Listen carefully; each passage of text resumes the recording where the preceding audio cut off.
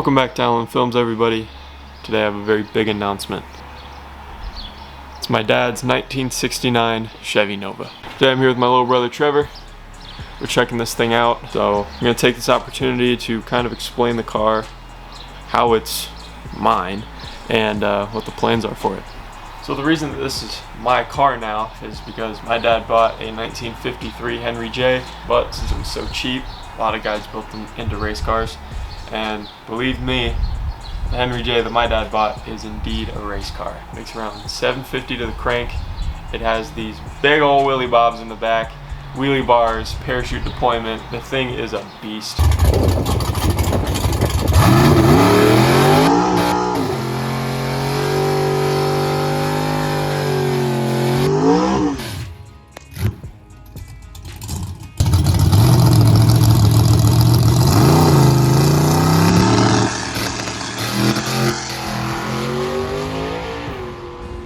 My dad used to race this thing back in the day. He, like I said, he bought it in 1994 as a stock Nova with a 454 in it. Switched it out for this small block 350 and gutted everything. There is not a single luxury thing on this car right now. So, what I want to do with it is I want to keep this race car aspect of it, keep it this monster of a car, but I want to make it street legal and I want to add a few luxuries to it. Now, before you say, oh, that's sacrilegious, why would you do that? I can't afford a truck and trailer yet, so I want to be able to drive this thing to and from the track and then destroy people in it.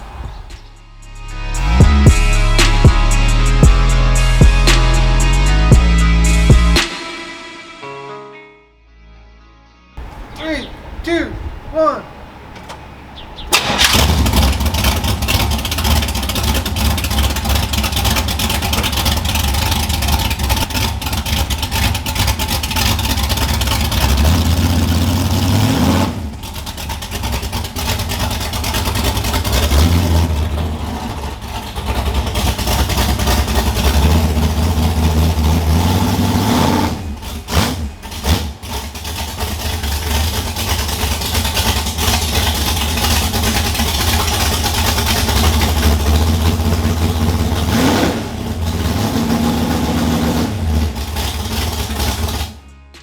So a few things that we have to do in order to make this a little bit more street friendly is change out the heads and the headers, because this thing is very loud. Another thing that we have to do is we have to put power steering back in. You don't really need power steering when you're drag racing, but when you're on the street it's pretty helpful. And complementing the heads and headers, we're also going to be running an exhaust all the way back, because like I said, this thing is very loud.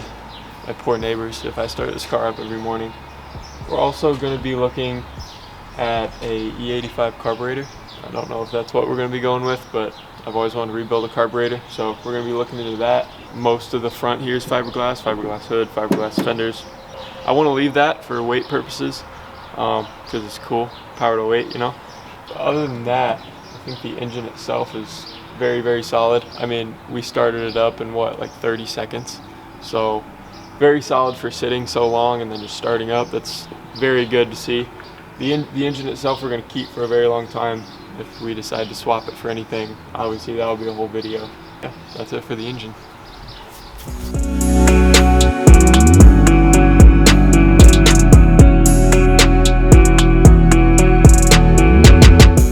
So like I said, there are a few things I want to change about this car. I don't want to completely refurbish this thing into some cherry street cruiser. It's not really my style. However, I do want to make this thing street legal and a little bit more comfortable than it is. As you can see, there's just one seat. No seat for my girlfriend, no seat for any of my friends, so they would have to sit on the floor. Got a roll bar in here, which we're going to keep.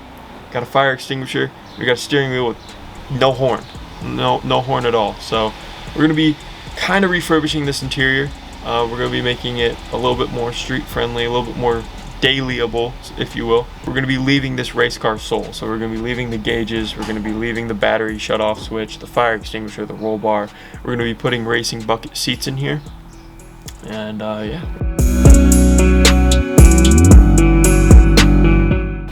So a few things that we got to do on the back is install these shocks.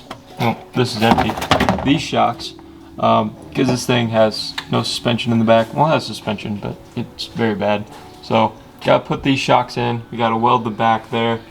We have to replace this battery shutoff. It's just not practical. And then get a new bumper and tail lights.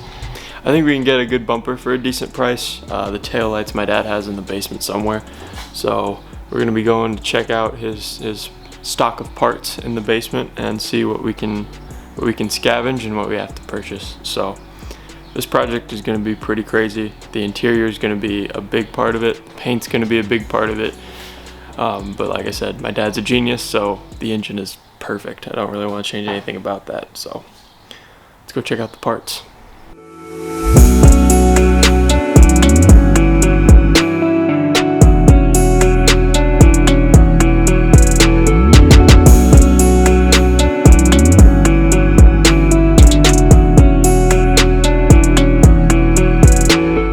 Alright guys, so we are in the basement.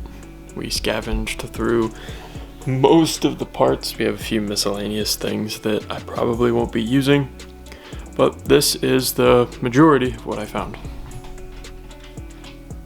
So we have the secondary seat here. It's dirty. Like I said, don't know if we're keeping these, but for now this will go in. I don't want to spend money on a lot of seats quite yet until I can make sure that there's good mounting brackets and all that stuff.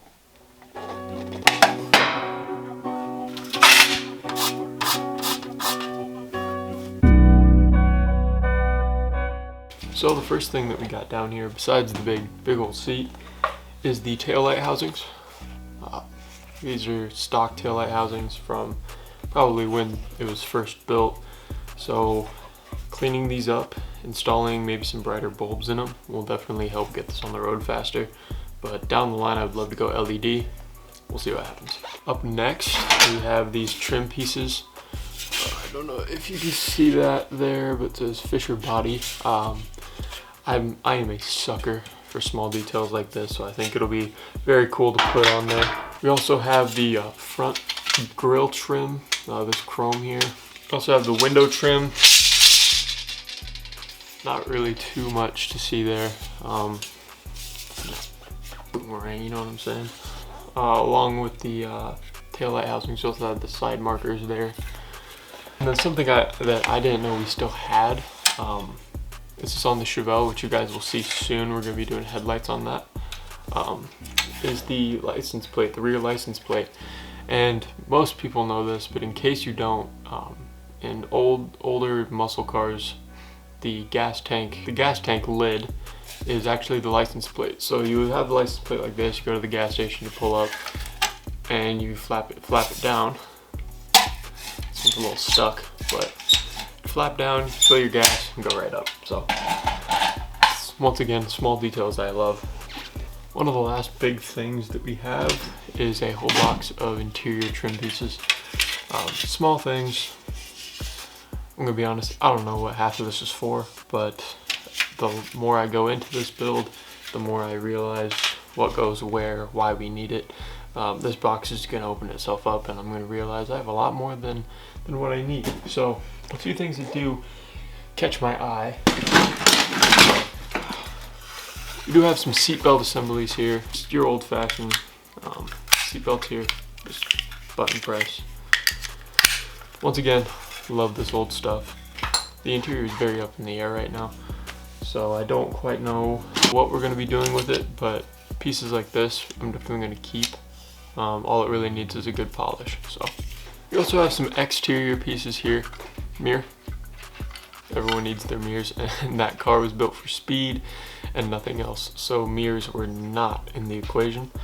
Look at that. I guess you can kind of see it, but damn, it's dusty as hell. And then my dad, the guy he is, put all of the hardware, some of the hardware, most of the hardware, I hope the important hardware in a Budweiser can, so makes that easy. So the plan for this build is a very, very straightforward thing, but it's also going to be a challenge. I want to keep this car, which is a complete drag spec, keep the soul of that, but make it a nice, reliable street cruiser. So that's going to be a tough balance, because we have a lot of things on that car right now that are purely meant to go fast. Not far, maybe not reliably, but fast. So that is going to be the big thing that we're going to be doing for this build, is make it street legal, a little bit more reliable, and keep it fast. We're going to be able to do it? I sure hope so. There's a few things we need to take off, like I mentioned earlier, the heads, headers, maybe switching out the carburetor, not too sure yet. We're going to have to take off the headers and weld up an exhaust. We're going to have to put shocks in there, power steering, headlights, taillights, a lot to do. But other than that, guys, I have nothing else for you. If you guys like big burly V8s, whether or not it's a BMW or a Chevy, make sure you guys subscribe, because there's going to be plenty of content on every car that we've shown so far, and new ones.